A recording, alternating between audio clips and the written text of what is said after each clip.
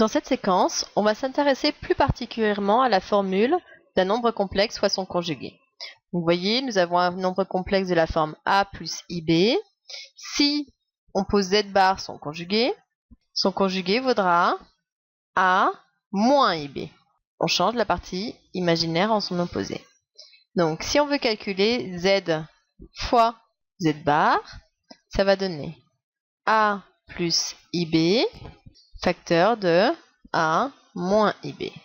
Alors, pour une fois, on va développer, on va faire la double distributivité. Au cas où vous ne sauriez pas encore calculer vos formules. Donc, on va distribuer le a, puis ensuite, on va distribuer le ib. Donc, ça va donner a fois a, donc a carré. A fois moins ib, ça va faire moins i ab. Là, les lettres, je peux les mettre dans l'ordre que je veux. Ensuite, je vais distribuer ib, donc iba plus iba. Et ensuite, plus par moins, je vais récupérer moins ib fois ib, c'est-à-dire ib le tout au carré. Première observation, nous avons moins iab plus iba, mais c'est pareil, c'est l'ordre des lettres qui change. Donc déjà, ceci est amené à disparaître. Et ici, le ib le tout au carré, le carré il est aussi bien pour le i que pour le b.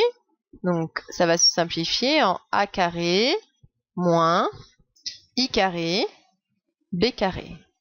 Mais je sais que i, c'est mon nombre complexe, c'est que i carré vaudra toujours moins 1. Donc on va avoir a carré moins 1 fois b carré. Mais moins par moins, ça fait plus.